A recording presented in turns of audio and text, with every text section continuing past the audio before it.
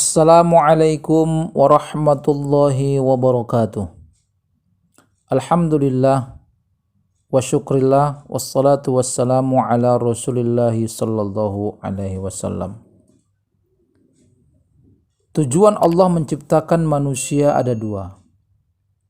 Yang pertama, manusia sebagai hamba. Maksudnya manusia harus sadar memposisikan dirinya sebagai hamba Allah. Tujuan ini termaktub dalam Al-Quran surah Adz-Dzariyat ayat 56.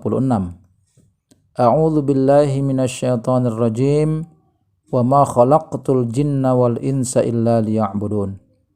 Tidak aku ciptakan jin dan manusia kecuali untuk menghambakan diri kepadaku.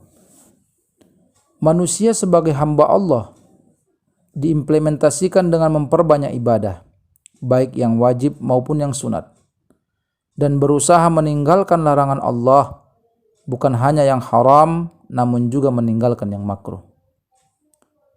Adapun tujuan Allah menciptakan manusia yang kedua adalah manusia sebagai khalifah. Kata khalifah disebutkan sebanyak 2 kali di dalam Al-Quran. Salah satunya terdapat di dalam surah Al-Baqarah ayat 30. Inni ja'ilun fil ardi khalifah. Sesungguhnya aku ingin menjadikan khalifah di muka bumi. Khalifah secara bahasa artinya pengganti. Namun dalam hal ini khalifah diartikan sebagai pemimpin. Artinya Allah mengamanahkan bumi beserta isinya untuk dikelola dan digunakan manusia. Allah menciptakan makhluk non manusia yang berada di bumi seperti tumbuh-tumbuhan, air, tanah maupun hewan, agar manusia dapat berinteraksi dan menjaga kelestarian alam. Maksudnya menggunakan alam sesuai kebutuhan dan juga membudidayakannya. Jika manusia tidak bersahabat dengan alam dengan cara eksploitasi yang berlebihan, maka secara sunnatullah keseimbangan alam akan terganggu. Contoh, penebangan hutan sembarangan tanpa reboisasi akan menyebabkan bencana banjir dan longsor. Membuang sampah limbah ke sungai atau secara sembarangan menyebabkan ekosistem terganggu. Air sungai diciptakan Allah untuk manusia sebagai sumber kehidupan. Jika air sudah tercemar, maka kehidupan manusia bisa terancam. Ketika manusia tidak dapat menjaga kelestarian alam, maka Allah pastikan kerugian itu kembali kepada manusia itu sendiri. Sebagaimana Allah berfirman dalam Al-Quran surah Ar-Rum ayat 41. A'udzu billahi minasyaitonir rajim. Zaharal fasadu fil barri wal bahri bima kasabat aydin nas liyudhiqahum ba'dalladzi 'amilu la'allahum yarji'un. Telah jelas kerusakan di darat dan di laut akibat ulah tangan manusia.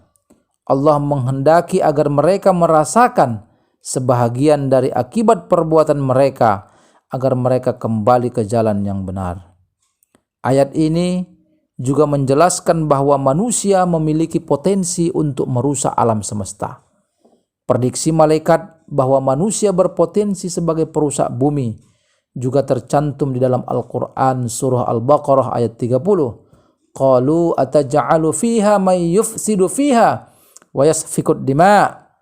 Mereka para malaikat berkata, apakah engkau hendak menjadikan orang yang merusak dan menumpahkan darah di bumi, agar kita tidak termasuk komunitas perusak alam semesta ciptaan Allah?